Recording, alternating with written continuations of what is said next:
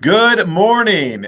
It is Monday, the 16th of October. Sorry, we're a few minutes late. Technical difficulties on a Monday morning. Who could imagine that, Kristen Boyce? But we are here for another edition of Mental Health Monday. We welcome you to the show this morning. I can tell you what, this conversation is needed this morning. And I'm so glad to have my good friend, Kristen Boyce, the owner of Pathways of Healing, with us yet again here this morning on a Monday morning. Good morning, Kristen. Good morning, Mayor Jensen. I'm glad to be here with you today. So glad to have you with us. There's a lot going on in our world. I can tell you, even internationally, there's a lot going on. Locally, boy, there's a lot going on. There's some folks that are working through some things. I'm so excited. I know we have a lot of new first timers here this morning, which is awesome.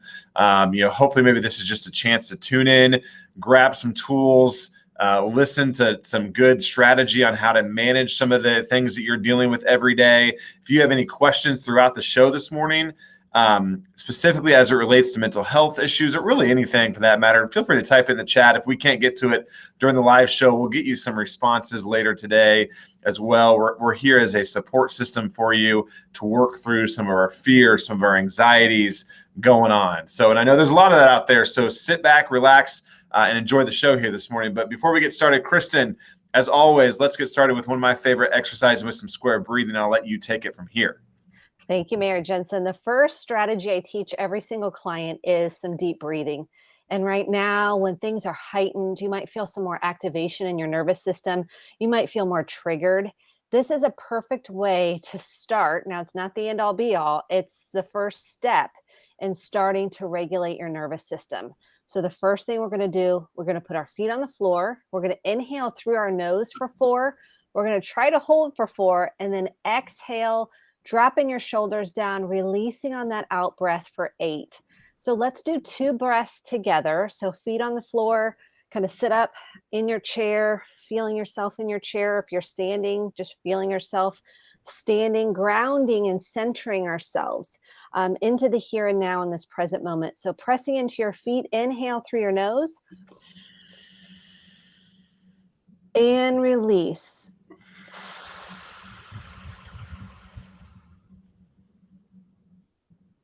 And you're going to want to let all that tension, all that tightness that you might be experiencing right now, you're going to release that on the exhale. Let's do one more together, pressing into our feet. Nice, big, deep inhale. And exhale.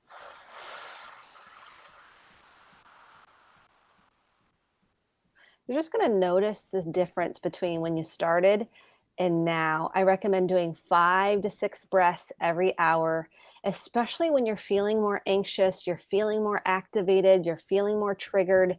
It's an important step to get yourself back to center, back to calm, back to regulated. And that's something we want our children to also learn how to do. And if we're not doing it, they don't learn how to regulate themselves. It's an important strategy for us to all embrace, especially right now when there's a lot going on. Yeah, I talk about square breathing a lot, Kristen. I do it every day in my office, in the car, at home. And I want to hit on a point that you made. Kids, especially as they get, I have a whole range of children at home, but the older ones especially can really start to understand this. And we try to work through during temper tantrums, working on our breathing, regulating that breathing, and kids can really pick up on it. And so I would encourage you, if you're a parent, if you're a grandparent, if you're a guardian, whatever role you play, during those heightened moments of tenseness with your children, square breathing is a great way to help them work through it. So I can't say enough about it. So again, we welcome you this morning. We know there's a lot of first-time viewers this morning. That's awesome. If you have any questions, want to say hi, whatever you want to do, feel free to type that in the chat. Like I said, we're here to be a resource. Hopefully you can just even put this on in the background and listen and learn a little bit here as we go along.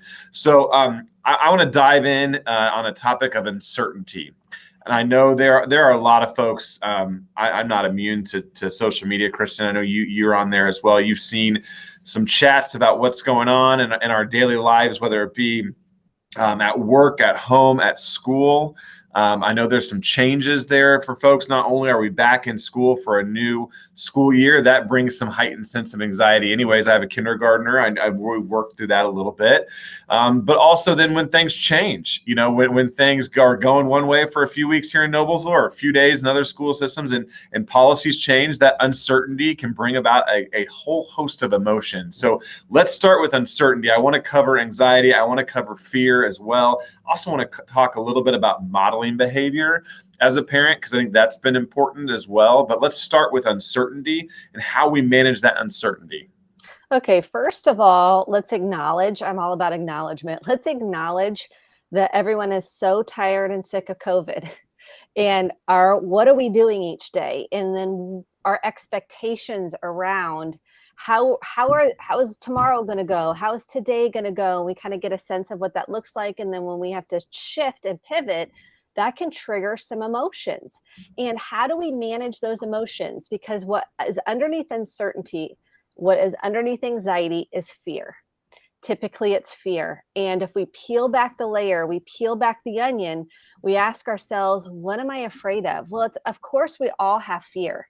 We just don't want to acknowledge it. We all have it. It can be healthy. It can help keep us safe.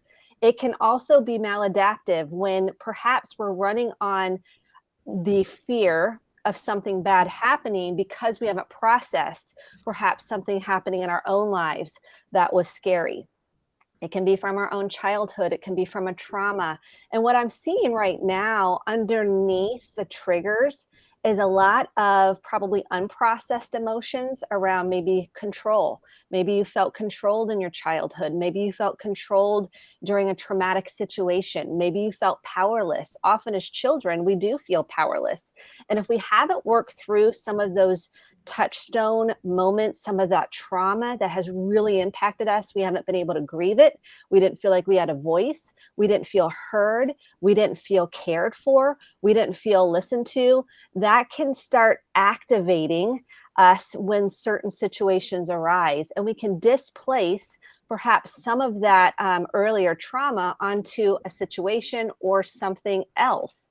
And so it's really important that we're all checking our own energy, checking my own reactivity, and noticing what is going on inside of me that I feel my nervous system heightened. I feel my body responding to a certain whatever's going on in the environment.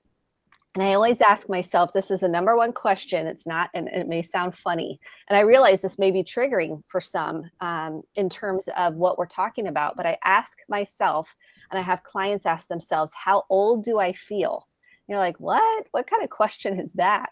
Because oftentimes, if I'm highly triggered or activated, I'm functioning from a younger age. I'm functioning from something that happened in the past. So for example, my daughter's learning to drive.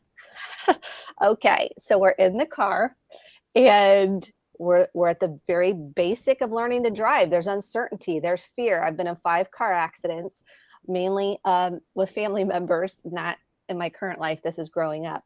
And so I have a lot of anxiety in the car, and I have to own that. I have to take responsibility for my own nervous system and my own reactivity. So I'm doing breathing like you wouldn't believe. I'm like, okay, and I'm lowering my voice. And I also have to work through that. So I don't project my reaction, my or my high intensity onto my kid and then have her get nervous and anxious in the car.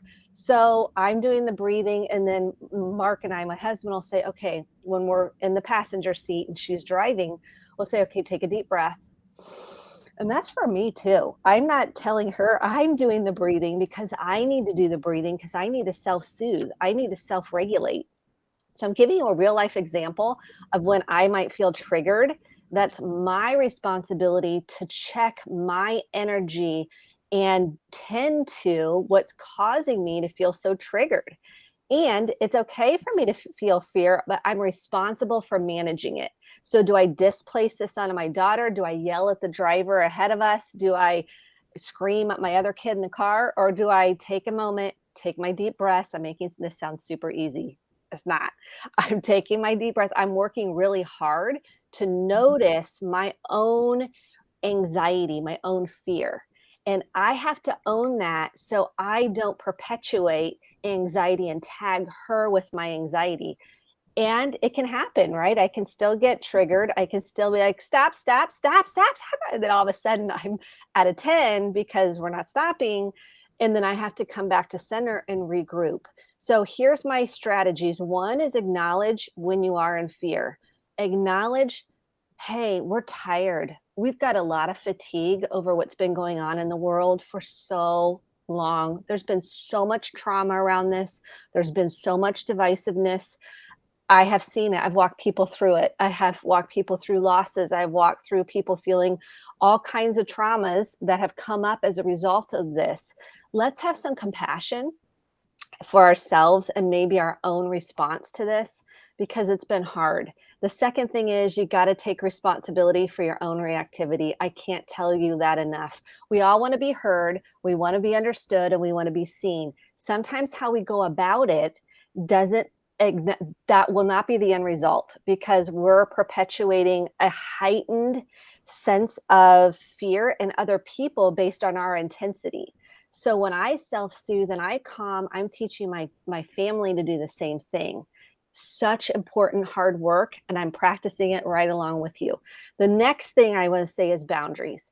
So having hard conversations over the internet is definitely what I don't recommend doing. We have taken the internet and we've decided we're going to react quickly to someone else's comments before we've self-regulated and self-soothed. And I'm recommending, like, get off the internet, get off the social media.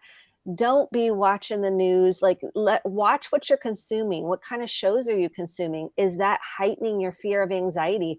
Are you watching a lot of crime shows? I have a lot of clients that love crime shows. I used to love Dateline. I've given it up because I noticed my nervous system wasn't responding well. And if I have a highly traumatized client and they're consuming a lot of social media, they're consuming a lot of these crime shows, they're staying in fight, flight, or freeze. So a boundary for yourself might be like, oh, I'm not going to get on social media. I'm not going to get in those chats on Facebook, or I'm going to stay away from whatever that looks like for you, Twitter. So you can stay in a regulated state for your family and for yourself. More importantly, it feels awful to be highly activated and triggered. And the last thing I want to say that I think is so important is to notice your defensiveness. So we get into this right, wrong, good, bad, all, nothing, and that is survival states. And when we get into right and wrong, we lose our compassion. We lose our sense of empathy, and we lose our sense of understanding. It doesn't mean you're going to agree. Guess what? Chances are you're not.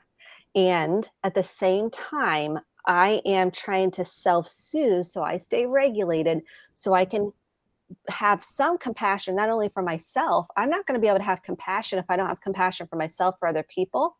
And we're not going to be able to be fully present with our children if I'm highly activated. For example, in the car, if I'm not doing my own work, I'm not going to be a good person for my daughter to drive with. And so I might even have to be self-aware enough to say, hey, you know what, for right now, until I work on this, I'm going to have to put a pause on driving with you, because I don't want that to be her carrying that sense of anxiety because I haven't worked through my own anxiety. So a boundary might be, okay, I might have to wait or pause. And you don't have to give a response to someone right away. That's the thing. We don't need to do that. We can say, you know what, I'm going to need to calm myself down. Once I'm calm, I'm happy to re-engage in the conversation. Or you might say, you know what, right now, I'm not able to engage in this conversation. It's too activating for me. It's too triggering. And so we're going to have to put a pin in that, because I'd rather keep connection rather than disconnection. And our defenses might be anger. Our defenses might be I might be in a righteous state, right, wrong state. A defense might be shaming someone else, blaming someone else. It might be displacing my anger. We see this in airports a lot, right? The weather goes bad, the aircraft can't go, and people are yelling at the gate, I don't even know what they're called, but the gate attendant, and they're powerless over it. Like they can't change the weather. So we're displacing what, and there might be other stuff going on for us. Someone, we might need to get home for a sick loved one. But if we can name that and say, hey, I've got a loved one home sick. I am really sad right now and scared. And I come from that place with an I feel, chances are we're human to human now. I'm not in a righteous one up position or the other person is in a one down position. And even though we may not agree, I want to make sure that's super clear. I know we're not all going to agree. And this is painful because as children, we wanted so much to be heard and tended to in our opinions to be heard. And when they're not, we can go into a defense response and we can do what was done to us, which is shame, belittle, get super angry and dysregulated. And we don't want to repeat that pattern. So take a deep breath. You can use an I feel statement with I feel sad and scared. I feel angry. Those are healthy and appropriate. And watching our tone of voice and our body language. These are strategies that I teach because uncertainty is here to stay. I hate saying that, but we're here to stay with uncertainty. Mm-hmm. How are you going to regulate through it? First, we have to breathe through that uncertainty and acknowledge the reality is it is uncertain. We can't predict. Oh, I love that if we could, because we're all sick of it. I mean, we're all tired of this. I get it. We all are. And when we can go, yeah, I'm sick of it too. I mean, we're all sick of it. There's something to be said about that. And then I feel scared or I feel sad because I lost a loved one, or I feel scared because I've got a immunocompromised, whatever that looks like. We start having different conversations rather than coming at it with defense, which is rage, anger. Those that you're going to get the results you don't want, which is you're not going to get heard. It doesn't mean someone's going to really understand you. They're just going to kind of defend themselves back. So it's going to be defense, defense, defense, because we've already flipped our lids. This is my little brain, right? Dr. Dan Siegel come up with, this is a regulated brain. This is a triggered brain where we flip our lid. And what I'm seeing is someone flips back. No one's regulated, even though they might feel regulated. Yes, go ahead. No, that's helpful. You kind of had touched on a little bit, and it's something that, I'm obviously a parent of small kids, and I realize my small kids are becoming older kids who watch what I do. And I'm sure there's been many people watching that are guilty of a child doing something and me questioning, why would you do that? And you get the response, well, Dad, you've done it. I'm like, oh, shoot. You had that moment. So can we talk a little bit about modeling behavior? I've seen that's been a hot topic in our house a little bit the last couple of days with some things going on and talking about modeling our behavior as parents, as grandparents, as just members of society. Talk a little bit about what that is like and maybe how that is impressionable on the next generation, if you will. Because a lot of this fear and anxiety obviously revolves around some school issues right now and some workplace issues. So I wonder if you could touch a little bit on modeling behavior, what that looks like, how to maybe go about doing that, and then how that is impressionable on the next generation.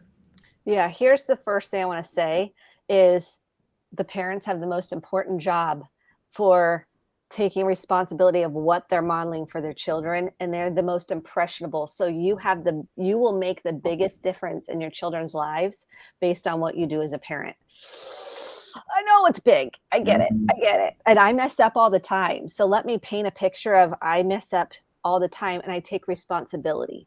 So one of the biggest pieces is self-regulated brain. So are you functioning from a very highly fight, flight, or freeze place? If so, I recommend 1, you get therapy, 2, journaling, movement. The breath is a huge piece of the work, and doing maybe some of this work that you might have put it away for a long time, hoping you never have to deal with it again. And seeing, oh, this is impacting not only me and how I feel, but also my children. So 1 is a regulated parent and a present parent is the most important part of parenting. Are you attuned? Are you so wrapped up in your own fear, in your own anxiety, in your own reactivity around something that you're losing attuning to your child. How does your child feel? And why do they feel that way? Is that because of what you said? Is that because of what someone else has said? Is that because they've been influenced by social media or what they've read? Where is that coming from? And without judgment, without this one up, one down position, you having keen curiosity for your child's own emotions rather than you putting on what you feel onto the child. And then the child starts kind of mimicking what you're doing or what you're saying. So if you're very dysregulated and you're highly reactive and you're very triggered, that's going to affect your child's nervous system. So they're going to feel more, you can see my body, they're going to feel more anxious. They're going to feel more scared. They might even go to defenses that they've seen you do. So if one of your defenses is to be in the pantry eating a bag of potato chips, they might go, oh, food. Or maybe they've seen rage and anger coming from you. Maybe they've seen shutdown and avoidance. Maybe they've seen numbing behaviors, drinking, something like that. And this isn't to shame anybody because we all have them. So I want to make sure I'm being super clear. I have them, we all have them. And I have to own what is going on inside of me as a parent and what am I modeling for my children? What are the children picking up on behaviorally, emotionally, and in terms of defenses? How am I learning to deal with my emotions in a healthy way? Super important, something we weren't taught. This isn't to blame generations. We just know so much more now about the nervous system and how anxiety is highly contagious. It's the most, shame and anxiety are the most contagious things we can give our children. So if I'm super anxious and I look like I'm not, and I look like I'm just managing it well, maybe I clean a lot, maybe I like to be in control, maybe I'm busy all the time, maybe I like to just manage everything and have the house just look so.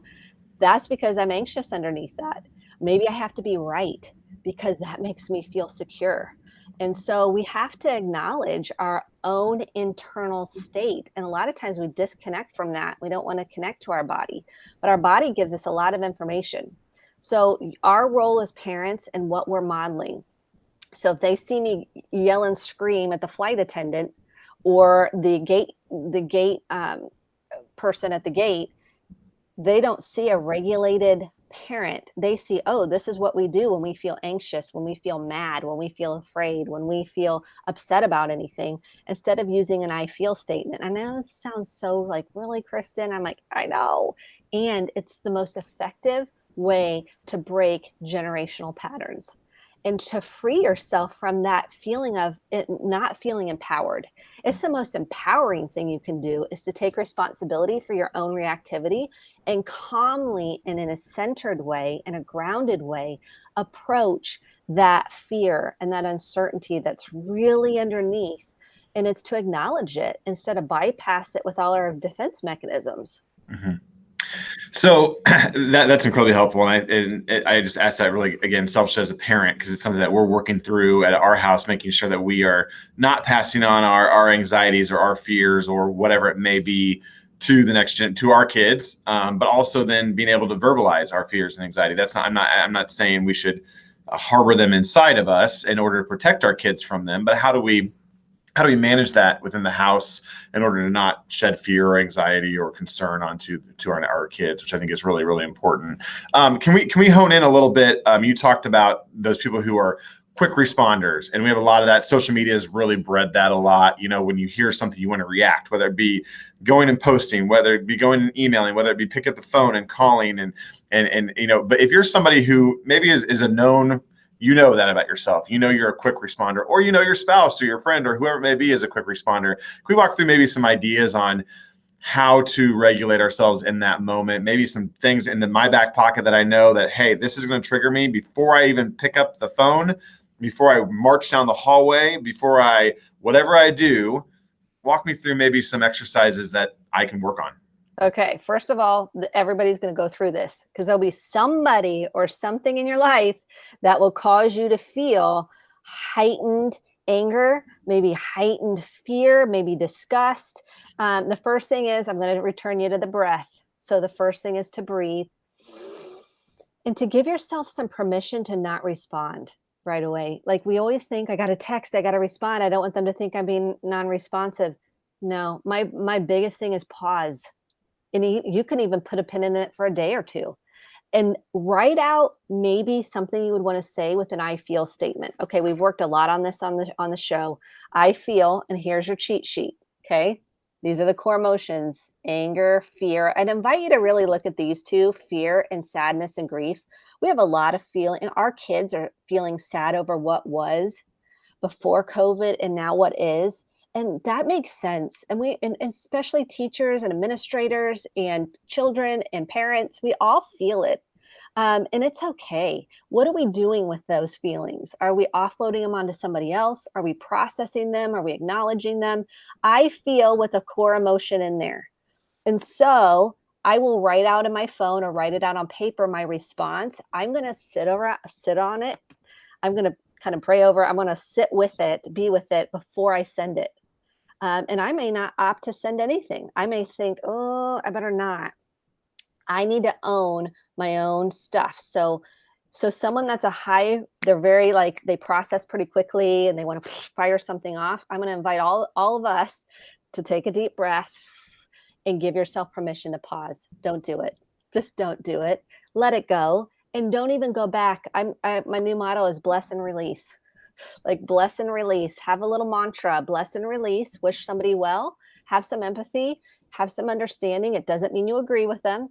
Bless and release. And so we don't give ourselves that permission. We think we have to do or respond in a certain way. If you're going to come at it with, I'm going to come at you, don't do it. Just don't respond. I'm telling you now, it's not worth it. It's going to cause disconnection rather than connection. And sometimes we have to say, let's put a pin in that. And right now I'm not able to engage in that. It's too triggering for me. Bless and release. I love that. Full disclosure, Kristen, I've come a long way. And anytime you're in politics, you get hit with several things at times. I used to be a quick reactionary person. I can't tell you how many times I woke up the next morning or a couple hours later was like, oh, why did I kind of wish I wouldn't have sent that email or used that term or whatever. And actually met a mentor of mine who told me one time his statement was, you know what, when somebody approaches him about an idea about something you're doing wrong and just say, you know what, you might be right. You may be right. Thanks for sharing with me. As a way of like, yeah, you may be right. You may be wrong. You may be right. I don't know. You may be right, and move on. And so I like that, having an internal, your phrase that you can, bless and release. I love that. I love that. I love that. So let's work on blessing and releasing a little bit in the next couple of days too. So Kristen, our time is wrapping up here. Thank you once again. Quickly, we always end. If you're in crisis right now, if you're struggling in your home or at work, or wherever you are, where can folks turn to for help right now? Okay, first of all, I want everybody to know that's listening right now on the replay or live that you matter. You're important. I know this sounds cheesy, but you're loved. I'm all about it, and you're enough. So here's the number one resource I know it's gotten utilized a lot is the suicide hotline, 1-800-273-TALK. If you know anybody struggling, you can pick up the phone with that person there and call 1-800-273-TALK. And they will help you. They will walk you through how to help another person. So 1-800-273-TALK. You can also text if you don't want to, you don't want to talk on the phone. 741-741. Just put connect in the text message, and someone will be there. Prevail here locally. If you're going through any domestic abuse, emotional abuse, they have a 24-hour hotline. 317-776-3472. Then also we have the local emergency rooms that are also available at Community North and St. Vincent Stress Center. I just want everybody to know there is support out there for you. There's also a page on the City of Noblesville website, I believe, with a ton more resources. So don't hesitate to use that as well. Awesome. Well, again, great resources. We're going to continue this conversation because, again, I think you said uncertainty is kind of here to stay with us in this era that we're in right now. But that's okay. That's why we're here to help you work through it. We're going to talk it out. We're going to talk it out to get it out, write it out to get it out. Bless and what'd you say? Bless and release. Bless and release. I love it. I'm going to do a lot of blessing and releasing today, folks. So thank you, Kristen Boyce. You're awesome. Join us back here in 2 weeks and we'll continue the conversation. Thank you so much. Have a great day.